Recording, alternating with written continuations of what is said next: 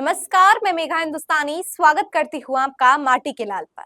दो खबरें हैं, खबरों का अर्थ है, लेकिन प्रधानमंत्री नरेंद्र मोदी के लिए ये दोनों ही खबरें कैसे है, कैसे लेते हैं वो और बीजेपी के लिए कैसे है, तमाम चीजें से पहलुओं से पर्दा उठाएंगे। लेकिन सबसे पहले आपको बता दूं कि मणिपुर में स्थिति ऐसी नहीं है कि ठीक हो गई है। जो कुछ भी पिछले 1 सालों से चल रहा था उसमें कुछ सुधार आया हो, लेकिन एक बात तो स्पष्ट हो गई है कि जिस प्रकार से मुख्यमंत्री एन बीरेन सिंह के इस्तीफे की मांग तेज थी, उसे और तीव्रता मिल चुकी है।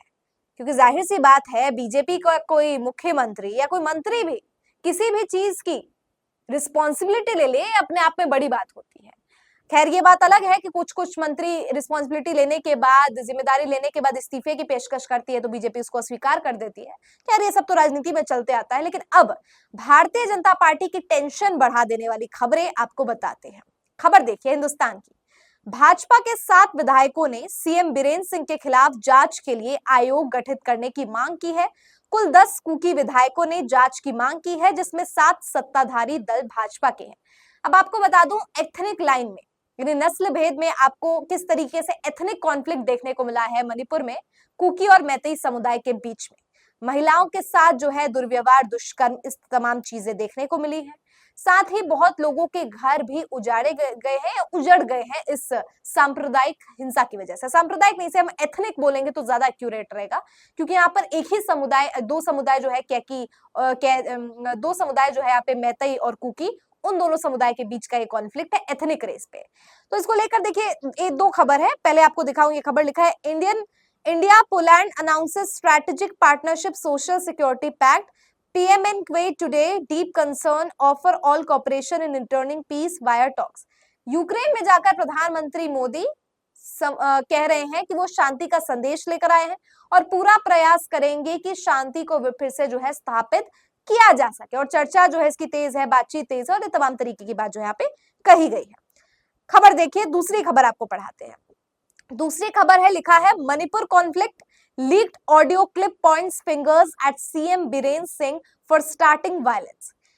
कुछ ऐसी वीडियो क्लिप्स, कुछ ऐसी ऑडियो क्लिप्स जो है वो लीक हुई है, और उन ऑडियो क्लिप्स जो लीक हुई है उससे एक बात स्पष्ट हो रहा है कि सीएम एन बीरेन सिंह को संदिग्ध माना जा रहा है। उन्होंने दंगा भड़काने के पीछे पूरी की पूरी साजिश करता मैं कहूं, या दंगा जहां से भड़का है उसका मुख्य जो धारा है या जो पॉइंट है, जो सोर्स है, वो बताया जा रहा है एन बीरेन सिंह। और फिर से खबर देखिए, लिखा है Manipur conflict leaked audio clip points fingers eight CM Biren Singh for starting violence. अब क्योंकि बीरेन सिंह के खिलाफ ही ये मामला हो गया, बीरेन सिंह के खिलाफ, या मैं कहूं कि उनको मुख्य आरोपी या उन्हें साजिशकर्ता बताया जा रहा है, तो इस संदर्भ में चर्चाएं तेज हो गई। कमिटी बनी, बैठकें हुई और फिर जाके जो विधायक हैं उन्होंने इस बात के निष्कर्ष पर आए कि एन बीरेन सिंह को इस्तीफा देना चाहिए। और इसके लिए वो जो है भाजपा के ही जो है 7 विधायक बताए जा रहे हैं जो बागी हो गए हैं। बागी हो गए मतलब पार्टी से अलग नहीं हो गए हैं, पार्टी के अंदर ही पार्टी के मुख्यमंत्री के खिलाफ आवाज निकल रही है। अब दोस्तों आपको बता दूं कि ये सबसे ज्यादा खतरनाक होता है कि अगर पार्टी से कोई विधायक बागी ना हो और अपने पार्टी में रहकर ही मुख्यमंत्री या नेता के खिलाफ बात बोलता है, तो इससे वो बातें समझ आती है कि भाजपा के अंदर सचमुच कुछ कमी है। क्योंकि अगर कोई व्यक्ति, कोई एमएलए या कोई भी नेता पार्टी छोड़कर किसी पार्टी में जाता है, फिर पीछे वाली पार्टी की बुराई करता है, तो समझ आता है। लेकिन पार्टी में रहकर कोई पार्टी पर सवाल खड़ा कर रहा है, तो पार्टी में कुछ ना कुछ गड़बड़ तो है, या गड़बड़ नहीं है तो कुछ आशंका तो जताई जा रही है, और जिस वजह से गड़बड़ हो सकती है। और यहाँ बताया जा रहा है कुकी और मैती समुदाय के बीच में दंगा भड़काने में एन बीरेन सिंह का नाम आ रहा है कि वो पॉइंट है, वो सोर्स है जहां से दंगा भड़का है। चाहे वो हथियारों को लेकर बात सामने आई हो, चाहे ये कहकर बात सामने आई हो कि कुकी समुदाय के खिलाफ जो हिंसा हुई इसमें मैतेई का कोई जिक्र नहीं है, या क्योंकि एन बीरेन सिंह खुद मैतेई समुदाय से आती है। ये तमाम लिंक है, इन तमाम कड़ी है जिसको जोड़कर देखा जा सकता है। लेकिन एन बीरेन सिंह दोषी है नहीं है ये तो जांच का विषय है। लेकिन जो सोचने वाली विषय वो ये है कि प्रधानमंत्री पोलैंड जा रहे हैं, यूक्रेन जा रहे हैं, लेकिन मणिपुर में स्थिति का जायजा लेना चाहिए। यानी जाहिर तौर पर देश के लोगों ने उन्हें चुना है प्रधानमंत्री, और जाहिर तौर पर मणिपुर के लोगों ने भी वोट तो डाला ही होगा। तो क्या मणिपुर के लोगों ने जो मतदान किया है प्रधानमंत्री मोदी के लिए वो अहमियत नहीं रखता, ये प्राथमिकता नहीं रखता? क्योंकि प्राथमिकता तो यूक्रेन और पोलैंड की तरफ ज्यादा दिख रही है, वफादारी विदेशी मुल्कों में ज्यादा दिख रही है, लेकिन अपने ही लोग जिन्होंने आपको सत्ता में जो लेकर आए हैं उनके प्रति आपकी वफादारी, उनके प्रति आपकी प्राथमिकता, उनके प्रति आपका जो कर्तव्य है, निष्ठा है, वो आप नहीं निभा रहे। शायद प्रधानमंत्री मोदी भूल गए वो शपथ जो हर एक व्यक्ति जब वो एक पद, संवैधानिक पद पर जाता है, नेता बनता है, तो लेता है और कहता है कि वो सत्य निष्ठा से अपने सभी कर्तव्यों का निर्वहन करेगा।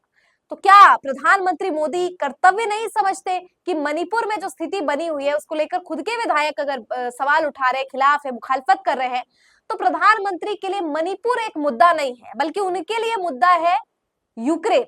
अब यूक्रेन क्यों मुद्दा है, वहां से कैसी राजनीति है, ये एक अलग विषय है। लेकिन फिर भी आपको बता दूं कि मणिपुर में लोकसभा, विधानसभा, ये जो सीटें हैं, ये राज्य जो है राजनीतिक तौर पर उतनी महत्वता नहीं दी जाती है। मैं कहूँ कि उन्हें, क्योंकि वो एक बेल्ट में नहीं आता है, नॉर्दर्न बेल्ट जिसे हम कहते हैं, ये ईस्टर्न नॉर्दर्न बेल्ट कहते हैं, जहां पर राजनीति तेज होती है, जिसमें उत्तर प्रदेश, मध्य प्रदेश, हरियाणा, पंजाब तमाम राज्य शुमार है इनमें।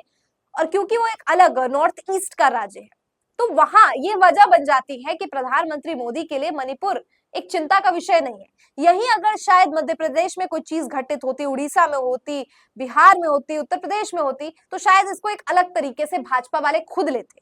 और मैं नहीं कह रही कि भाजपा वाले कुछ ट्वीट करते, क्योंकि उत्तर प्रदेश में बहुत सी ऐसी चीजें होती है, महिला के खिलाफ IIT वाला मामला जो है, बहुत सी ऐसी चीजें होती रहती है, लेकिन महत्वता, प्राथमिकता दी जाती कि उन पर जो है सवाल खड़े ना किए जाए। लेकिन क्योंकि ये मणिपुर है, इसीलिए यहाँ पर जो है ढीला देखने को मिल रहा है कार्रवाई के रूप में।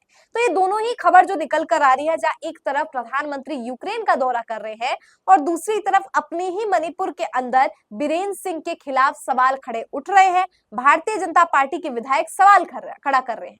सतीश आचार्य नाम के यूजर ने लिखा है कि यहाँ पे जो आप देख सकते हैं यूक्रेन के प्रेसिडेंट है और वो दिखा रहे हैं कि यूक्रेन नहीं है जनाब, ये मणिपुर की तस्वीरें हैं। क्योंकि प्रधानमंत्री भावुक हो गए, कुछ और तस्वीरें देखिए स्क्रीन पर, देखिए मोदी जी के आंखों में आंसू है, जो जेलेंस्की है वो दिखा रहे हैं, आप तस्वीरें दिखा रहे हैं यूक्रेन के प्रेसिडेंट कि देखिए कैसे जल रहा है, कितना बुरी स्थिति है, कैसे वॉर से कितने विस्थापित हुए लोग, जो भी चीजें हैं।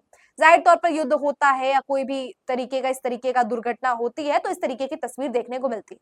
लेकिन यही तस्वीरें जब मणिपुर की देखने को, इससे भी भयावह तस्वीरें थी, क्योंकि महिलाओं के साथ बर्बरता ये कोई आम चीज नहीं है।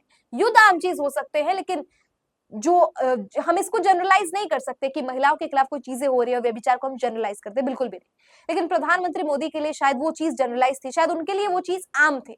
लेकिन युद्ध और इस तरीके की तस्वीर जो यूक्रेन से निकल के आ रही है, वो प्रधानमंत्री के लिए यहाँ पे प्राथमिकता हो रही है। लेकिन जैसे को तैसा और कर्मा फिट्स बैक कहते ही है, राजनीति में भी ऐसा होता है कि आप जो बीज बोते हैं आपको वही फल मिलता है। तो आपने मणिपुर की ओर महत्वता नहीं दी है, तो मणिपुर भी अब आपको महत्वता नहीं देने वाला है। और यहाँ पर बुरी स्थिति जो है भारतीय जनता पार्टी की निकलकर सामने आ रही है। तो दोस्तों ये तस्वीर तो मणिपुर की है, लेकिन ये मणिपुर से झटका बाकी राज्यों में भी लगने वाला है, क्योंकि जाहिर तौर पर मणिपुर का ही मुद्दे की वजह से नहीं। मैंने आपको कल एक वीडियो में बताया था कि हरियाणा में एंटी इनकम्बेंसी से ज्यादा बड़ा मुद्दा बेरोजगारी है। 22% जनता जो है केवल संतुष्ट नजर आ रही है, 40% जनता है वो असंतुष्ट है। 40-45 के करीब लोग हैं जो बेरोजगारी को मुद्दा बता रहे हैं, जो मौजूदा मुख्यमंत्री हरियाणा के नयाब सिंह सैनी के खिलाफ है। तो हरियाणा में भी ऐसी तस्वीर है, कोई अलग तस्वीर नहीं है। उत्तर प्रदेश में भी मैंने आपको खबर बताई थी साक्षी महाराज की, वो कह रहे हैं पार्टी संगठन के बीच का सामंजस्य सरकार और ये तीनों त्रिकोणीय मामला हो चला है और बैठ नहीं रहा। सरकार, पार्टी और संगठन के बीच का सामंजस्य नहीं बैठ रहा। वह RSS हिदायत दे रही है कि पार्टी के खिलाफ और नेता के खिलाफ बोलने से बचे। उत्तर प्रदेश की स्थिति हो, हरियाणा की स्थिति हो, मणिपुर की स्थिति हो, झारखंड में चंपई सोरेन के साथ मिलकर हेमंत सोरेन का जो गद्दी है उसे लेने का प्रयास भाजपा ने किया, वो भी विफल हो गया। महाराष्ट्र में लोकसभा चुनाव में कितना बड़ा झटका लगा है, अब उनसे जो है कॉम्बैट करने के लिए बीजेपी नई नई रणनीति बना रही है, वो भी असफल नजर होते हुए आ रहा है। कॉर्पोरेट्स की अगर मैं बात करूं तो गुजरात में जो कॉर्पोरेट्स है वहां पर बीजेपी हार रही है। मुंबई और गुजरात फाइनेंशियल कैपिटल माने जाते हैं और सबसे रिचेस्ट स्टेट माने जाते हैं। अगर वहां से बीजेपी को खबर आ रही है बीजेपी के लिए बुरी खबर, तो फिर तख्ता पलट दिल्ली में भी इसका असर देखने को मिलेगा। तमाम राज्य है, विधानसभा के चुनाव भी है, और ऐसे में जो स्थिति बीजेपी की नजर आ रही है उस पर आपकी क्या राय है, कमेंट में बताइए। फिलहाल मुझे दीजिए इजाजत और देखते रहिए माटी के लाल। धन्यवाद।